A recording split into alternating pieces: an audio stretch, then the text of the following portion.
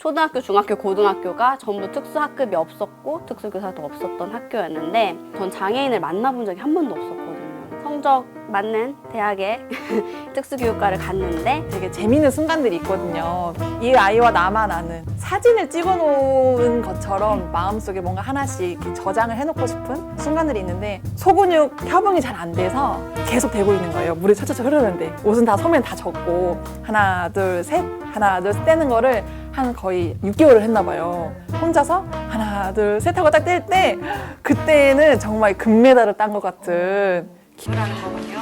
언니, 꿈이라고 하네요. 특수학급에서 일하고 있는 김혜림 특수교육 지원센터에서 일하고 있는 현혜림. 학교에서 근무하고 있는 오혜림이라고 합니다. 같은 학교에 발령 났는데 똑같이 혜림이들이더라고요. 데스티니죠. 한 학교에 특수교사가 3명이 있다는 거예요. 특수교육 대상 학생 아이들이 많으면 특수교사도 그만큼 많이 배치가 되는 거라서 중학교는 7명까지 한 선생님이신데 고등학교는 5명 이상부터 무조건 2명. 저희 학생들은 아시는 분은 아시겠지만 특성이 학생들마다 다 달라요. 대소변 가능한지, 신변 처리 가능한지. 신발을 혼자 신나, 스스로 가나, 혼자 밥 먹나, 먹여줘야 되나 전반적인 부분을 체크해야 돼요. 오른손부터 시작. 학기 초에 이제 한 명 한 명에 대한 수준을 파악하기 위해서 간단한 진단평가 도구들을 활용을 해서 수준을 체크를 하세요. 학습적인 부분도 체크를 하시고 뭐 사회성이나 적응행동 이런 것들 그 학생의 특성, 장점, 강점을 제일 잘 활용해서 어떻게 하면 우리가 지식을 넣어줄 수 있을까? 너네 생리대 이렇게 접히는 부분 있지?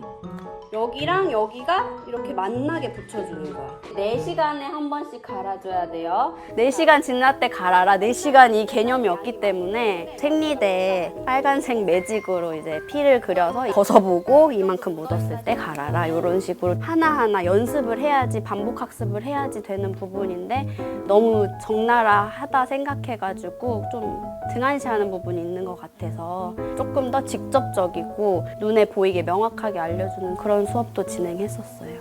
아니 이거 바꿀래요? 뭘로 바꿀래? 나야? 어리광자. 어린왕자. 멋있네. 어린왕자 끝났어? 그때 공개 수업을 하셨어요. 그때 이제 일반 학급 선생님들도 다 같이 들어오셔서 이제 참관을 했는데 한 선생님께서 저희 수업을 처음 보신 거예요. 적극적으로 참여를 하네? 감동받았다면서 선생님한테 편지 썼잖아요. 일반 학급 수업을 들어가면 참여를 솔직히 많이 못하는 게 현실이잖아요. 새로운 모습을 보신 거죠. 그때 했던 국어 수업을 지금도 계속 하고 있는데 질문 만들기 수업을 하고 있어요. 좀 중요한 부분 중에 하나가 자기 표현 영역, 자기 결정 부분이라고 생각을 하거든요. 장애를 가지고 있다 보면 대부분 주변에서 결정을 많이 해주세요. 대답만 할 줄 알았던 거죠. 지금은 너무 잘 만들고 있고요. 그런 거 볼 때면 보람을 느끼죠. 출발. 그렇지. 앞치마. 우리 앞치마 한번 입으러 갈까? 저희 학생들은 진로에 있어서 좀 카페에 취직하는 경우가 많더라고요. 왜 그런 문화가 이제 생겼는지는 사실 잘 모르겠어요. 근데 선생님들한테 주문이 들어오면 그거를 교무실로 가져다 주는 이런 활동도 했었어요. 근데 수준이 정말 다 다르잖아요. 그래서 같은 활동 내에서 그런 목표를 다르게 뒀던 거죠. 이 친구는 수출하는 것이 목표. 이 친구는 이렇게 서빙에 도움을 주는 것이 목표. 이렇게 나눠서 수업을 진행했었어요.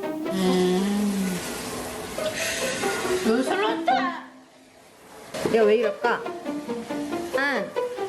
저희 학생들은 또 그냥 이렇게 해봐 라고 하면은 바로 할 수 있는 게 아니라 옆에서 하나하나 다 손잡고 알려줘야 되는 부분들이 많기 때문에 그런 질문을 많이 받아요. 앞으로 이제 비대면 수업이 많이 활성화되고 그런 길로 갈 텐데 포스트 코로나 시대라고 얘기를 하잖아요. 특수는 어떻게 준비가 될까? 그거에 대한 대답은 누가 감히 할 수 있을까? 작년에 코로나 막 터졌을 때는 이게 뭐지? 내가 뭐 하고 있는 거지? 아이들의 수준도 파악해야 되는 시기인데 이렇게 흘러가도 되나? 이렇게 하면 학생들이 졸업을 할 수 있나? 이런 생각도 하고 이렇게 있으면 안 되겠다라고 생각을 해서 내 학교장님 허락을 받고 아이들 개별적으로 한 명씩 나와서 얼굴 마주 보고 인사하고 그런 시간들을 좀 가졌었어요. 특수학급은 가능했을지 모르겠는데 특수학교 같은 경우에는 크다 보니까 부를 수가 없는 상황이고 가정 방문을 자제해라 라는 지침이 있었어요. 제가 할 수 있는 건 학부모님이랑 전화하는 것밖에 없는 거예요. 학생 사진 보고 전화하는 게 다였죠.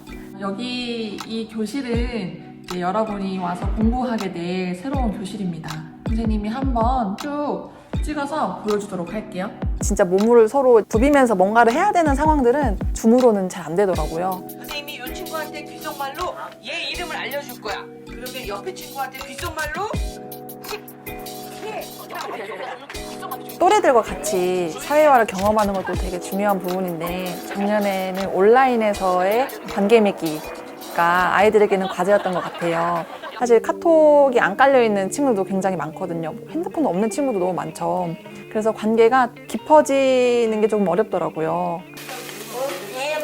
지역사회 중심 교수라고 해서 직접 학생들하고 같이 슈퍼에 가서 물건을 사고 동사무소나 보건소 가서 뭐 이런 걸 해야 되는데 지금은 그런 부분이 진짜 다 막혀가지고 자, 여기 잡채용 있지? 우리 이거 사면 되겠다. 이거 가져가요. 좀 유튜브 되어 있는 거 많이 보여주지만 그 영상이랑 직접 가보는 거랑 너무 큰 차이가 있기 때문에 실시간 수업을 작년에 해서 들을 수 있는 학생이 한 명도 없었어요. 이제 꾸러미 형식의 수업을 많이 진행했거든요. 근데 꾸러미가 사실 돈이 많이 들어요.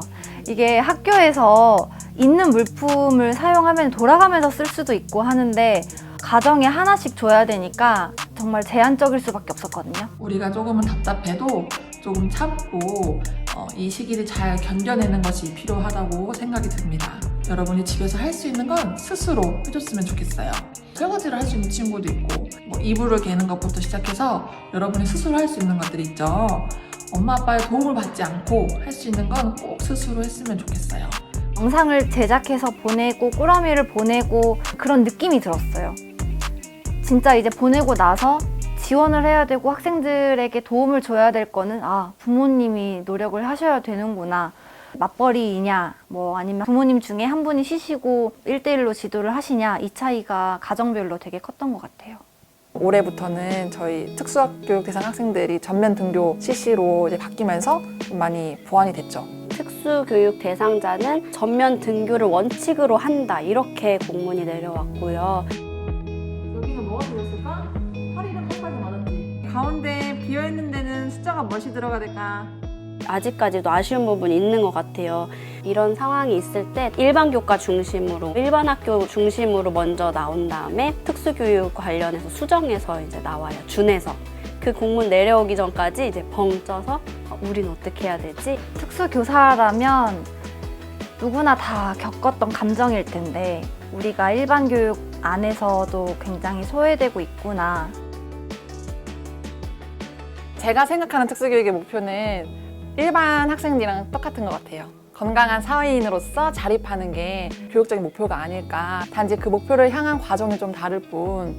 조호진 님의 숲이라는 시가 있어요. 혼자 푸르면 숲이 될 수 없다 이런 시거든요. 여러분 혼자서 각자가 푸르다고 해서 우리가 숲이 될 수 없다. 내 옆에 있는 사람도 푸르러야 되고 저 멀리 있는 사람도 푸르러야 우리가 숲이라고 하지 않느냐. 나 혼자 푸르기에 급급하지 말고 같이 좀 공생할 수 있는 그런 사회를 우리가 만들어 가보자 라고 매년 쓰는 멘트예요. 여기서도 우려먹게 되네요. 들을 때마다 좋아요.